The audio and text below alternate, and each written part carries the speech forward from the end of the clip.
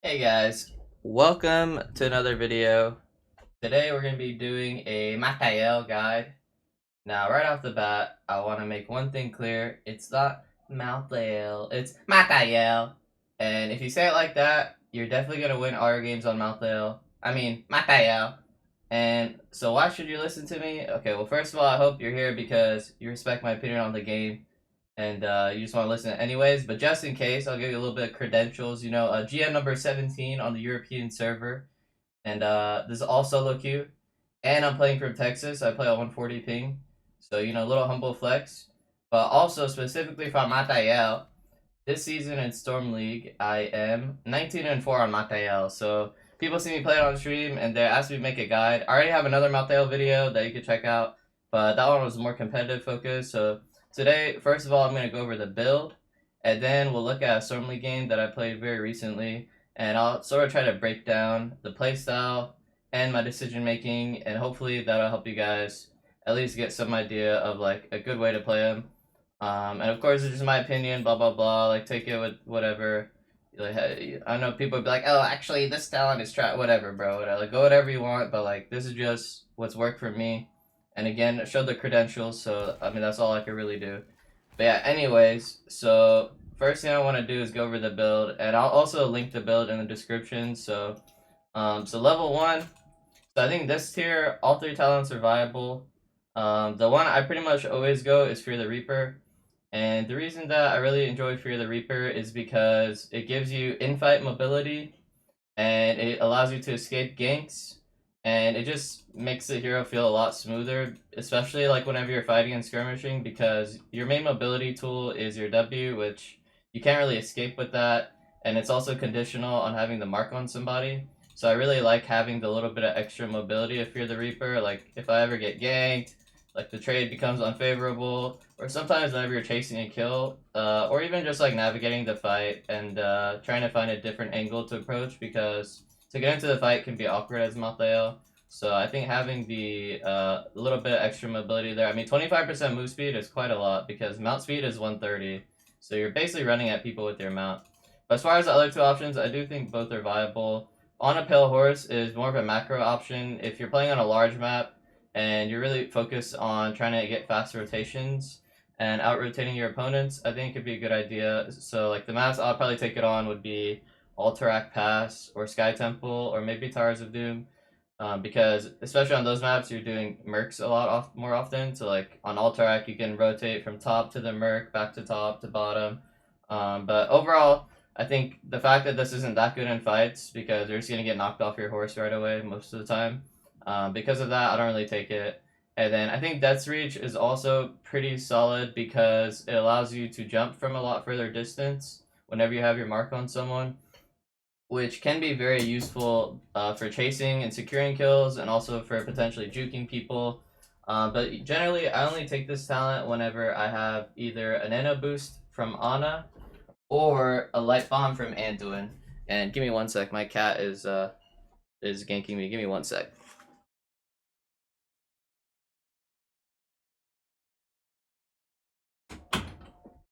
Yeah, okay, all one take, all one take. I'd cut that out, but I'm way too lazy, so screw it, we leave it in. But yeah, the reason why I like W at 1 with Ana and Anduin specifically is because a lot of times they'll buff you with their ultimates. So, Light Bomb for Anduin and Nano Boost for Ana. So if you ever get that buff, then you can jump right back into the fight. And most of those healers, or both those healers, kind of stay far in the back. So if you go run and try to get that Nano, by the time you like get back to the fight, they like all ran away, So that's pretty much the only situation I take it. So yeah, I'm pretty much like 90% Fear the Reaper. But yeah, moving on to the next tier. So I think this tier also all three talents are viable. And I'd say probably these days I'm going like 70% Throwing Shade, 20% Die Alone, and 10% Black Harvest.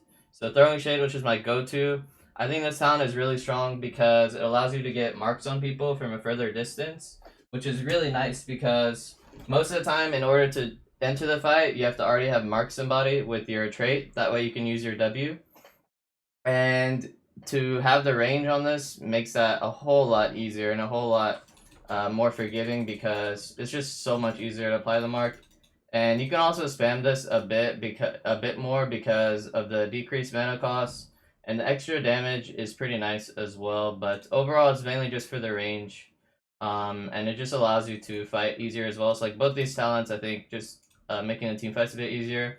And then 20% of the time I go die alone is this is mainly for like 1v1 matchups and trying to secure kills and just playing a bit more aggressively in the laning phase, or like whenever you're brawling and dueling. So into certain matchups or on certain maps, like on Braxis or Dragonshire, where the 1v1 is a lot more important because you're fighting over a beacon point, or even against, like, sometimes even against specific players. Like, I know that they trade a lot and they fight a lot, so having die alone allows you to trade a lot better into them if I'm playing more for that aspect. Um, so yeah, that's pretty good. And then the 10% I go Black Harvest is if I go Tormented Souls. I think this talent synergizes really well with Tormented Souls. But yeah, pretty much only go Tormented Souls 10% of the time. So whenever I do, I take the Black Harvest, which is pretty nice as well because whenever you finish this quest, it's tied to your W cooldown now. Because if you look at the Reaper mark, it's 4 seconds. So normally after 4 seconds it expires, whereas your W is 5 seconds. So if you mark someone and you W them and you never hit them again, then your mark's gonna expire on them. Unless you have Black Harvest, where now you have an extra second of being able to like infinitely jump on people. So that's pretty nice. A little bit of synergy with Death's Reach as well, which I do like Death's Reach with Tormented as well, but it's not entirely necessary. You can still go Fear the Reaper with Tormented. And so now jumping to the 7, I pretty much always default to Massacre, because having the AoE W allows you to get your marks on everyone without having to E them, because most of the time you're Eing to get in. So if you're, let's say you're Eing to get in, well now I can, let's say there's like a hero behind this guy, boom, I would get the mark on that guy without having to auto them. And this is really relevant after 16 once you get mortality, but yeah, we'll get there. But yeah, this talent, really, really strong, marks everything, just makes it a lot easier for you to get marks on things, and yeah, synergize with the 16 really well. Whereas this 7, the slow, this used to be standard, but I don't really like it because I think utility is really not your purpose, and you do lose out on a lot of damage from that, so I don't think this talent is that great. And at 7, I actually really like this talent whenever I can afford to take it, and most of the time I'll take this into very high healing combos, so specifically into Rhaegar double ancestral healing, or into Diablo Brightwing combo, if we don't already have some sort of healing reduction, because Diablo has so much self-sustain with W build, and Brightwing gives them a ton of sustain with the percentage health heal. So this is pretty good for if you're just trying to burst down a tank and you're worried about an insane amount of healing. But losing out on the Massacre feels really bad, so I'd say I'm probably like 80-90% Massacre, and then like 10% Touch of Death.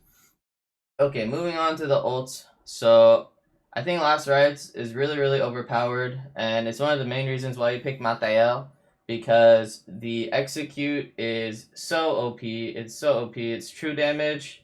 It basically allows you to secure kills. It makes him so strong as a tank killer. The only time you don't really want to take this, I'd say, is in 2 situations. Number 1, if you have Nano Boost Ana, because Nano Boost with Torment is super disgusting, because you put your mark on literally everything and you just mash your Q and W and everything is dead. And this Tormented, it also has some synergy with Massacre and with Mortality, the 7 and 16, because what you do with Tormented is you W and then you R, then you can W again. So you get a big burst there from the double W. And if you do have the nano, your W's up again, so you're just stacking a ton of W's on people, which, again, after 16, that's 8% every single time. So that's one situation I'll take it. And the other situation is if they have really strong defensives against Last Rites.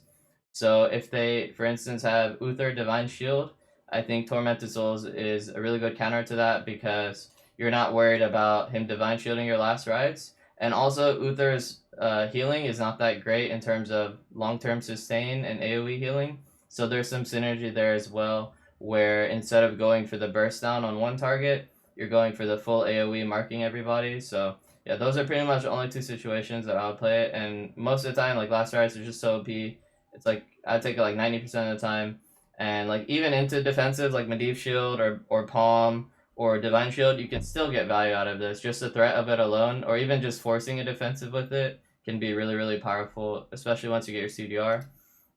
Now, 13, I think there's pretty much only one choice most of the time, which is Inevitable End, because having a built-in pre-cleanse is extremely strong on pretty much any hero, but especially on a melee hero who's always going to be on the front lines.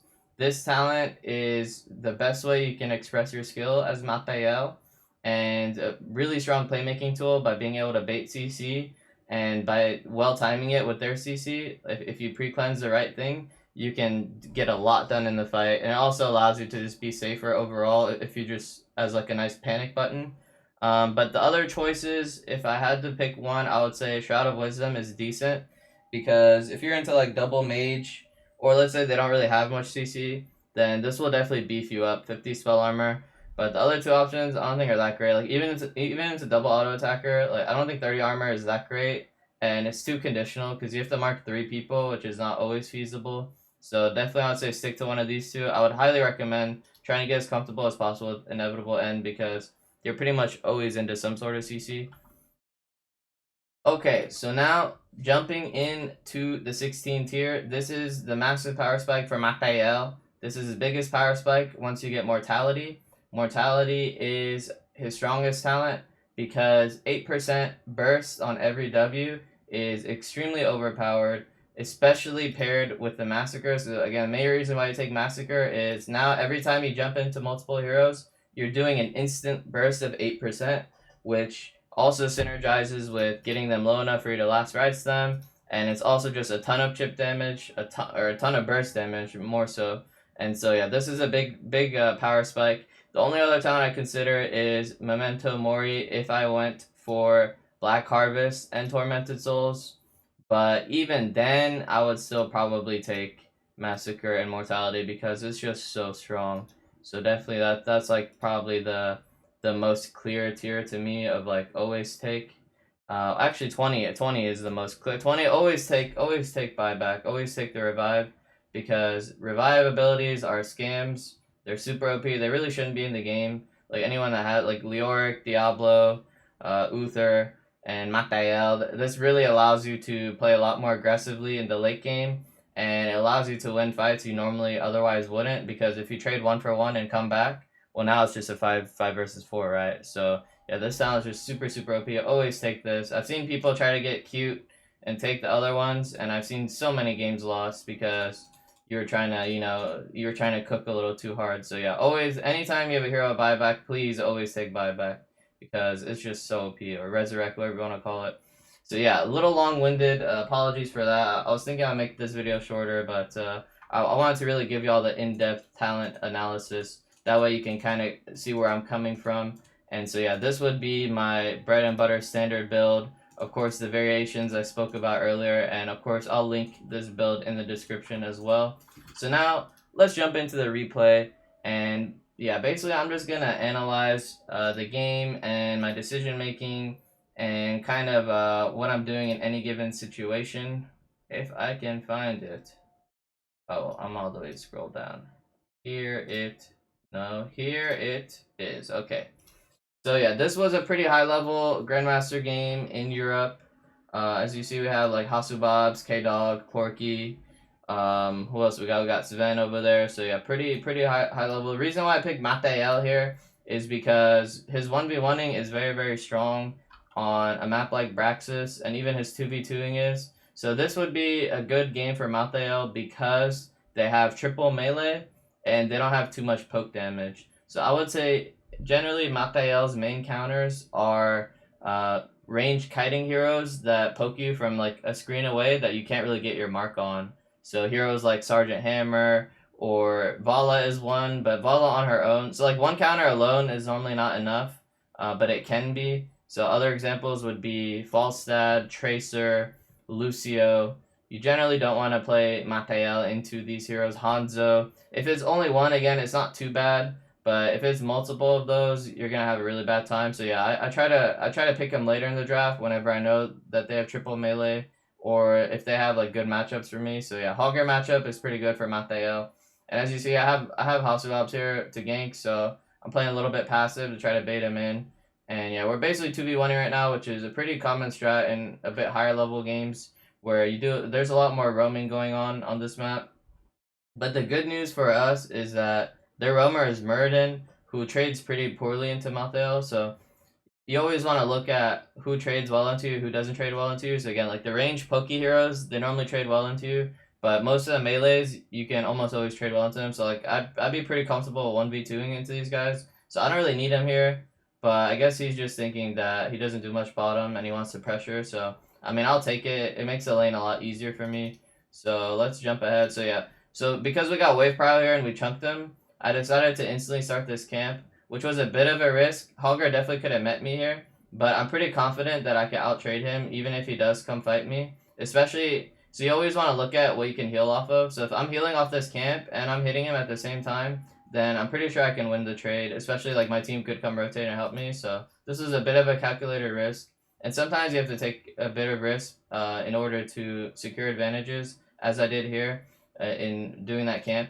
So as you see here, I'm losing a wave, but we're in control of bottom. So I'm basically sacrificing this wave in order for percentage points on the Zerg wave, which is kind of you kind of just have to feel it out whenever you're looking at that. And so I was hoping Porky would get this wave, but he came and helped me. So we did end up losing half the wave, but look, we got like 36%. So we're actually more like 48%. So yeah, pretty good. Again, I got another roam there, so my team's definitely helping me out a lot, which is definitely appreciated. And yeah, it's definitely worth it to sacrifice the wave for some Zerg percentage points, depending on how big of a wave it is and how hard your towers are being pressured. So here I'm just chunking him, and as you can see, I did go for the die alone this game for the 1v1 matchup. That way I could really pressure him hard and potentially solo kill him. And here, so I see Muradin is in that bush, and you see I always try to sidestep the sun. I missed this time, but even after taking all their damage, I know my team is on the way, so I just trade back into them, and we're able to win the trade here. I'm just trying to get the point so that we maybe get some time.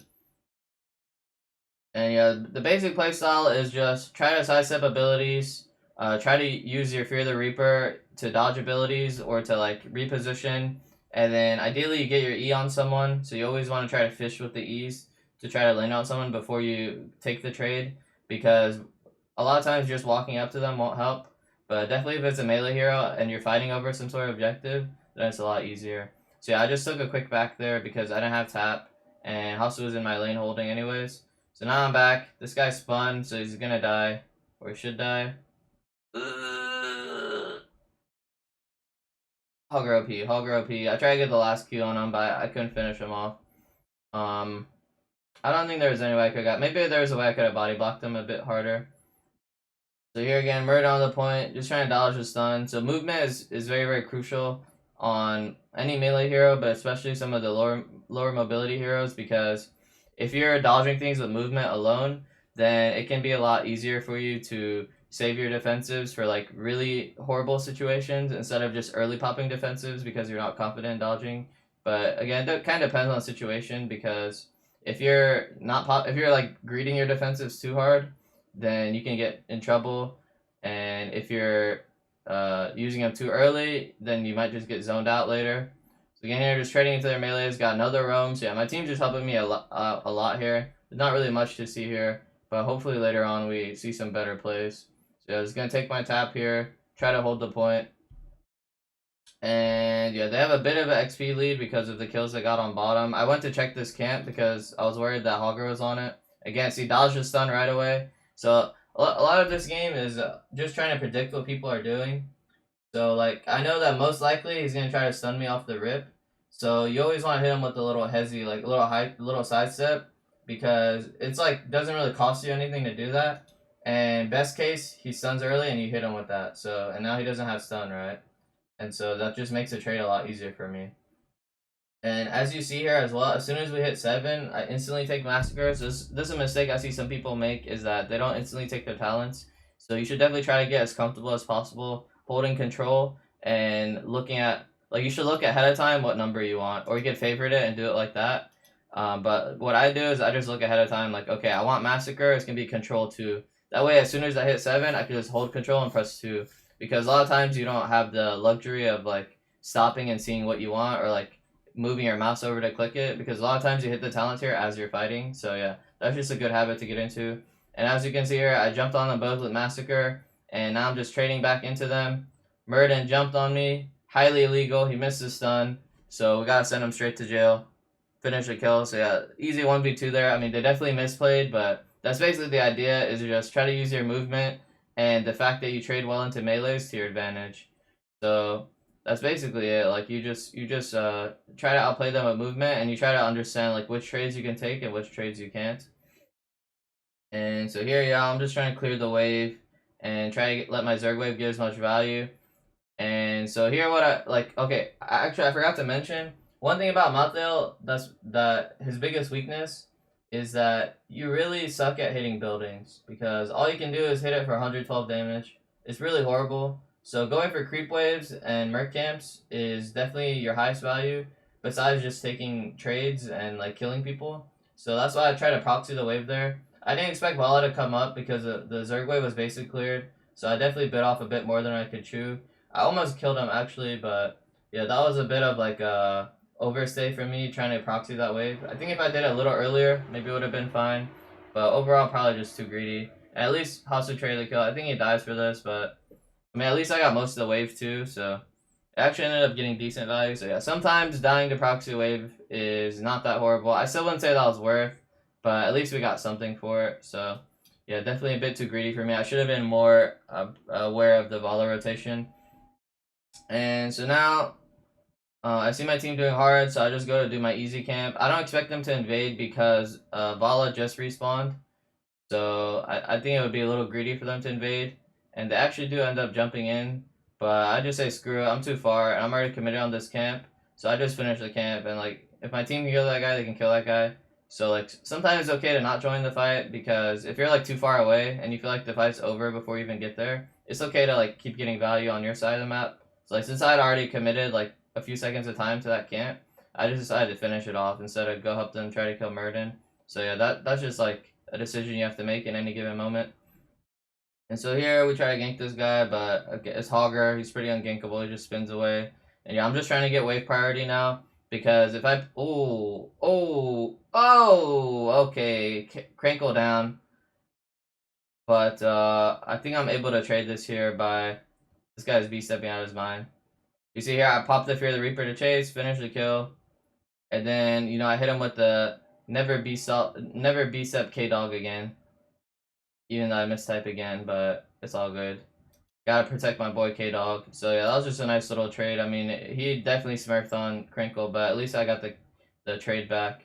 And yeah, this is really huge for me because I get massive wave priority here. So now I can potentially roam with this, or I can just keep control over top and keep pressuring top. Generally, my idea here is that I just want to hold this top beacon, but if bottom looks gankable, then I can definitely rotate down and see if I can make a play down here.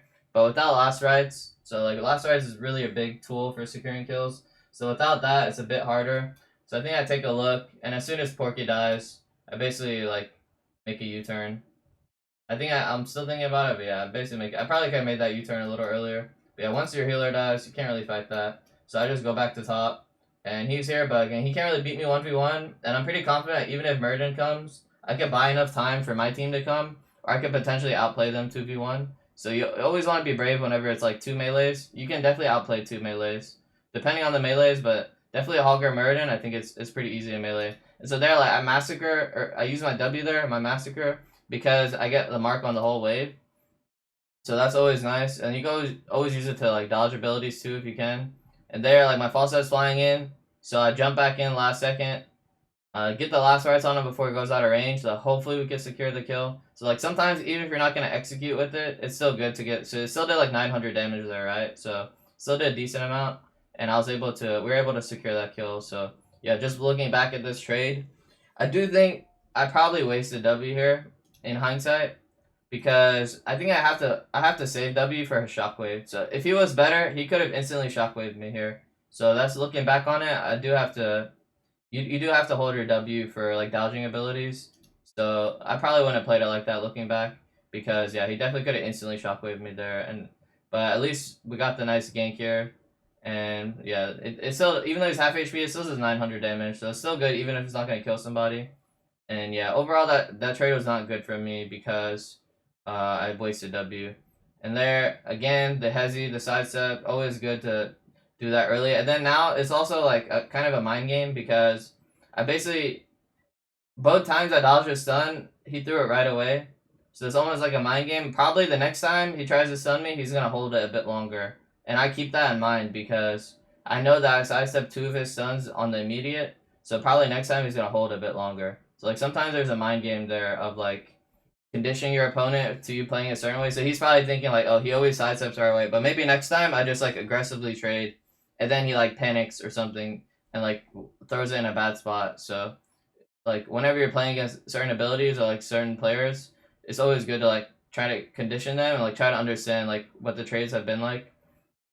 So like even this game, I saw that Hogger went for like the bush play on Li Ming. So that's something I'm also considering of like, okay, this guy, he likes to hide in bushes and like one shot people. So that's something I have to consider.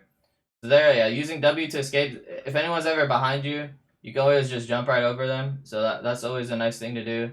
And then see, I'm not like, so he stuns me from out of vision, so I couldn't really self cleanse this. But you don't want to panic and waste it, which I see a lot of people do, where like they'll use it a little too early. But here, I just use my Fear the Reaper instead, and then I saved the self cleanse because I'm confident that with the Fear the Reaper, I can dodge the stun, because then I can save my self cleanse for later on when they have more CC. So yeah, you never want to panic, and you always want to be aware of like when your Fear the Reaper is going, because with 25% move speed, he's basically trying to stun me off my mount if you think about it like that. And then yeah, we just one shot him because he jumped in or because he went a little too deep. Again, like my team's really supporting me this game, so that makes this game a lot easier because of that. And then yeah, we got 2 picks, so I'm just spam pinging boss because whenever you get 2 kills, you don't really need more kills. If they're very free and they don't cost a lot, then it's good. But a lot of times people fall into the trap of over chasing. So yeah, like anytime you get 2 kills, just go straight for the objective usually, or like for some value on the map, because you don't really need more than that. Like they can't really fight you anymore, right? 1 or 2 kills is normally more than plenty. So like chases like this, normally it turns into bad things because you're just wasting time while they respawn. So yeah, that was good that we went back. We got boss third wave and Falset's clearing top. So I just got healthy, and now I want to join my team for the push.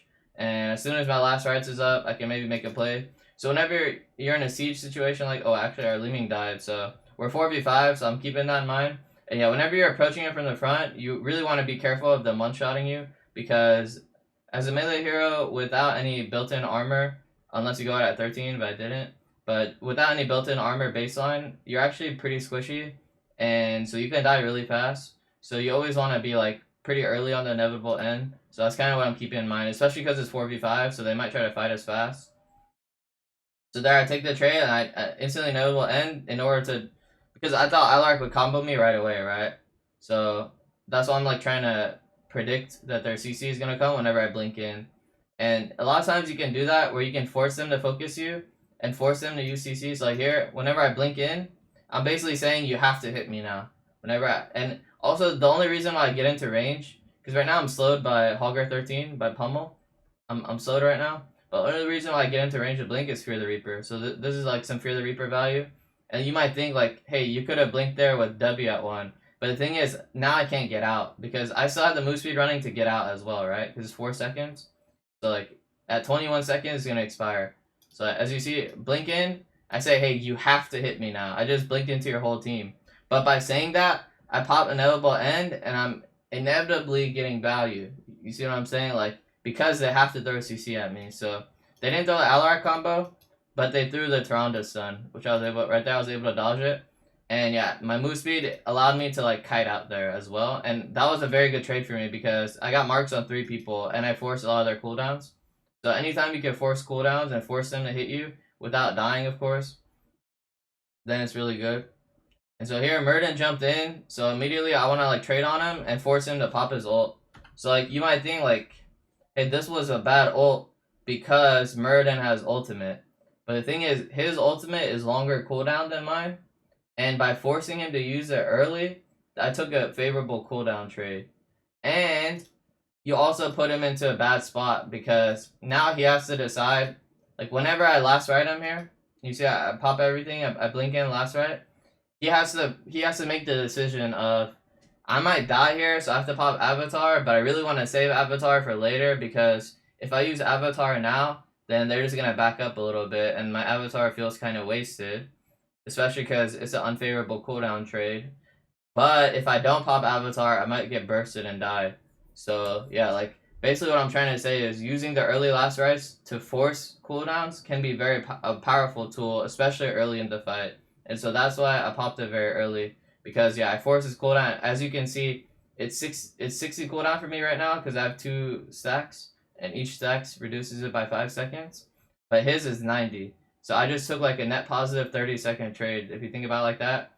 And they don't really feel good about that because they're like, oh man, we popped the Avatar. And then there again, like, movement is very, very crucial.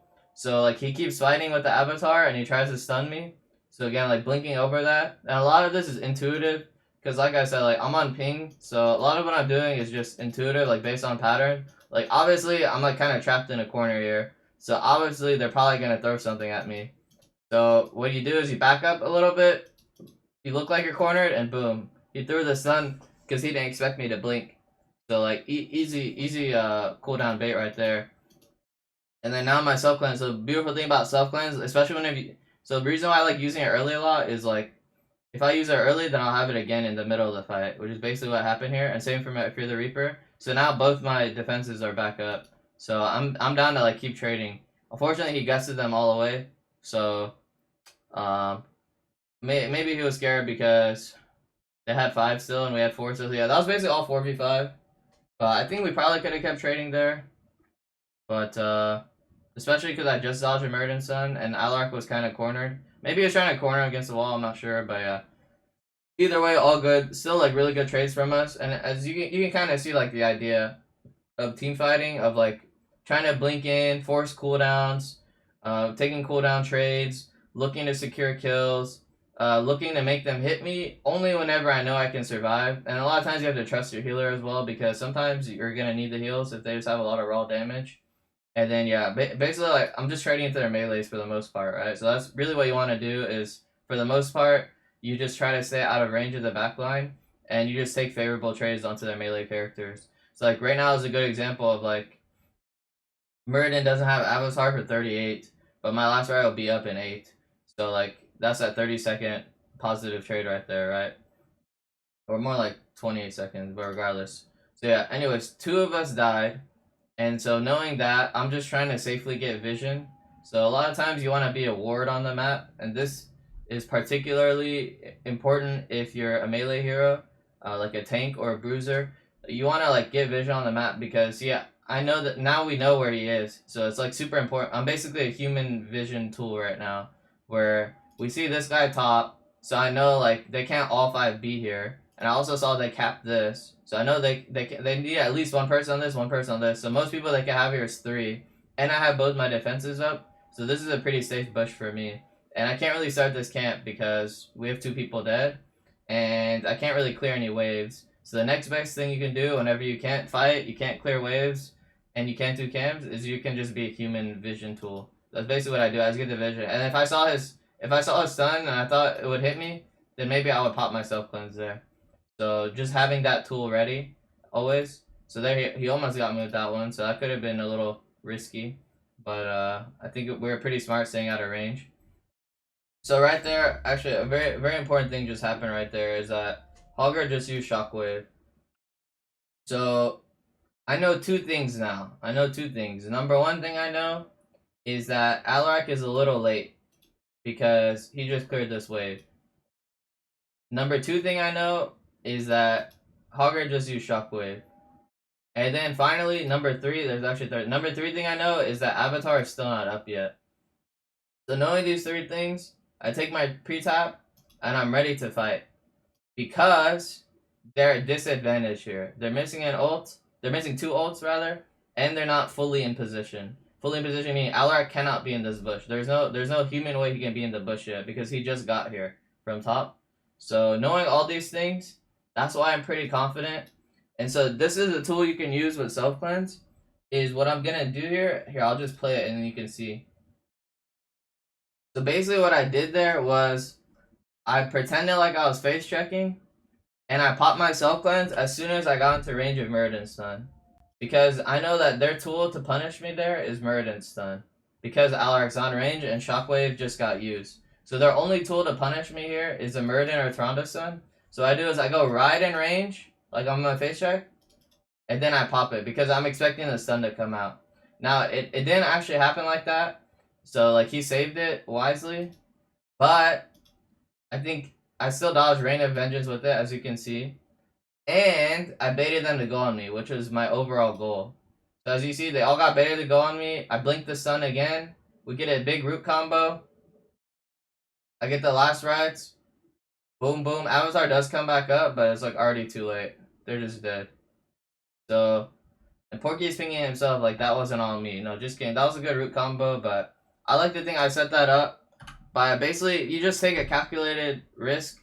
It's all a calculated risk, but it's also rooted in like some knowledge. So again, like the three main things here.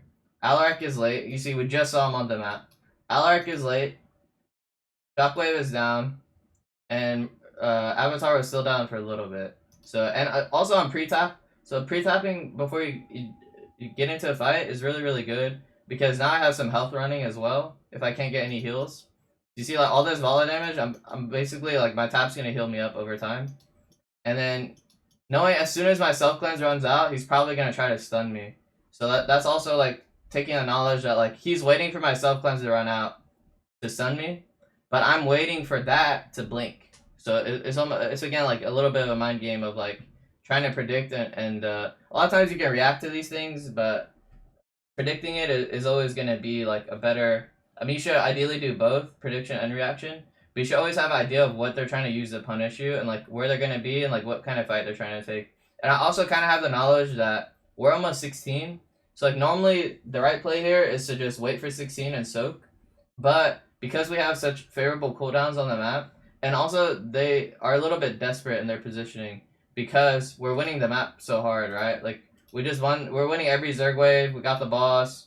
Like basically until those 2 deaths that just happened, we've been in full control of the game. So you kind of also take that knowledge of like, hey, they're kind of desperate. They're probably gonna overforce, and they're gonna make some mistakes in the name of like trying to get back into the game, right? So that's kind of where it's all rooted from of like using the movement, and then they get baited into a really bad combo here, and then the reason why I last ride Vala and not Murden is because she's higher priority. So you should always think about who the priority kills are in the fight. And the healer and the main range DPS are always the 2 highest priority. If you ever kill their healer, you should throw everything at the healer. If you ever kill their range hero, you should always throw everything at the range hero. The tank and the melees are not as important to kill, but sometimes that's the only option you have. But yeah, if I ever have this option, of course I'm gonna last ride Zavala to finish the kill. As you see, that finishes the kill. And now we hit 16 mid-fight. Now again, look, we hit 16 mid-fight. And look, first one to 16 talent. First one to 16 talent. Why? It's because you gotta have that. You have that ingrained control 2 instantly. Instantly, even in the middle of a fight. Why? Because it can be the difference maker. It wasn't the difference maker here. I didn't actually pop my W. But it's still like a good habit to have because that definitely could have been a worse fight. And maybe the 8% of mortality makes that difference, right? So that's just kind of what I was talking about earlier of trying to get into that habit of taking your talents fast. And so here, the reason why I do the camp and I don't push. So ideally, I think we would have all 4 push bottom. The reason why is again, like I don't have any building damage, so I think it's my job to do both merc camps and clear all the waves. And it should have been my team's job to siege some building. So anytime you get kills, especially 5-man team wipe, you should always instantly push building. So like only Hasu went. So this was the right play. So as you see, some suboptimal macro, but it is Storm League, so you can't really expect that much. And like no one really pinged it. Like by the time he pinged it, it was kind of late. So me as well, like I definitely could have pinged it. So like ideally, what you do in this situation, as soon as you get all 5 of these kills, someone should be spam pinging this fort or this keep rather, and that way the team realizes that because like Leeming spells and false start spells, we could definitely get this keep before they all resurrect. So that was a misplay from all of us for not recognizing it and not pinging it. I think I was just being a little lazy. I definitely knew it was the right play, but sometimes you're just lazy. And again, like for me, I'm doing the right play anyways. So because like I said, I don't have any building damage, and Johanna and Sukov can take it fine. So yeah, they don't need me to get that keep, and it's my job to hit both camps and fix the waves. So hey, I did my job. But again, like I could have pinged it, so definitely a mistake from me. I won't say that's not a mistake because Definitely should have pinged it. But yeah, anyways, moving on to the next play. So now we're in full control. 20 seconds until the beacon spawns. So I want to quickly get some of this top XP because it can be relevant, you know, like just getting as much XP as you can. And I have the time, so why not, right? And so here, like, I just want to secure the beacon before I do any brawling because securing the objective is the most important thing. So I just want to make sure we secure some timer before I start brawling. I'm also trying to be aware of their spawn timers and the fact that they could come gank me. So always being hovered over your 2 button or whatever button you have it on. That way you're like ready for like random stuns out of the bush or whatever. So that's just what I'm keeping in mind of like there. I'm just trying to keep them in front of me. I'm ready to self cleanse anything, and I definitely want to fight. So and again, like they're gonna be desperate, so I can take my time. So there, Murden jumps in. That's gonna be a free trade for me. And you see there, like even though I wanted to go on Murden, so like I know that they're gonna come try to help the Murden. So that allows me to get a really easy damage trade on my behalf because they all are gonna funnel in to help the guy. Like he jumped in, right? So even though I want to kill him, it's better for me to hit 3 heroes than to hit 1 hero, right? So I instantly E these 3 guys, and I jump on them. And that see that massacre damage?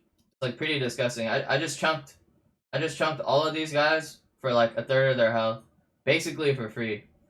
And then here, I know he's gonna combo me, so I need to pre-cleanse this because I just took that trade by blinking in, and I'm trying to use Fear the Reaper to build some space. And ideally, I self-cleanse this, but I blame Ping for this one. I definitely pressed it. I remember specifically because I was streaming this game. I said I pressed it, I pressed it, I pressed it, I pressed it, I pressed it, I pressed it. So I blame Ping for that. 100% blame Ping for that. But sometimes it happens. At least I had the right idea. Blink in, take the trade, back out, self cleanse. That's what I should have done. Again, I blame 140 Ping, but it is what it is. We still win the trade because Vala got one shot by Li Ming, and Falstad wasn't even there, so that was 4v5. So we still win that trade. I mean, sometimes it's okay to die 1 for 1 like that. Ideally, you survive to tell the tale, but again, I blame Ping and unlucky hands diff, brain diff, ping diff, lag diff, team diff, crankle diff, porky diff. But yeah, team just cleaned it up. Hasu flew in, killed them all, and that's about it. I think we're about to wrap it up. Once I spawn, I'm just gonna come join the push, and yeah, like we have top keep. So this situation, we just wanna, like if it was a bit closer, ideally what you want to do here is back up and wait for your objective. So that's something I've seen a lot of games thrown because people are a little too feisty on the core. They're a little too hyped up to kill the core fast. But realistically, this is the only way we could lose is if we don't wait for the Zerg wave. So just a general principle. Again, in this situation, it's not as relevant because they were dead for so long.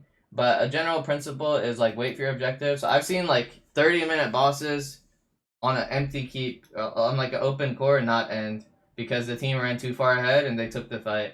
Instead of like what you want to do is you want to play with the objective. So I think in a closer game we definitely could have thrown this because we were fighting a little too early. But it ended up okay. Actually, Crankle just blinked in. Probably should have died for that, but you got. But either way, I mean their core is 44% now, so there's not really much they can do. And yeah, just throw the last right on that guy. They're just all like this. It's just like a stomp after that. Yeah, this game was kind of stompy, and I got a lot of ganks. So not really the full display of what the hero can do, but you kind of see the general idea. I just wanted to like go over a recent game because it's like fresh in memory. So this was the most recent Malthael game that I had, and I wanted to kind of go over how I approach the fights and my overall mindset, and that way you guys can like if you're trying to play Malthael in your games, then you can maybe learn from that and maybe apply some of those things. And yeah, let me know if you guys have any feedback or anything, and or questions or clarifications, and also let me know what hero you guys want me to do next. So actually, I'll show y'all my hero pool a bit. That way you guys can maybe see like if there's any heroes you want to see me play or see me do a similar thing over. So I can do it basically over any of these heroes. So and I'll basically do the same thing, like go over the build and talk about talents, and then also like do a little VOD review and kind of break down my thought process throughout the game. And I hope it can benefit you guys. Yeah, I feel like this is actually pretty beneficial for me because looking back on that, there's definitely a few things I learned. So yeah, VOD review is super important. Like for instance, I learned that Hogger trade at like level 12 was really bad because I blinked too early and he could have killed me there.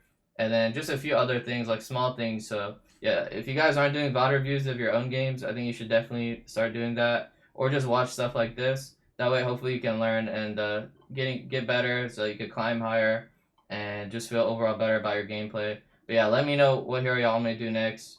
Thank you everybody for watching, and GG.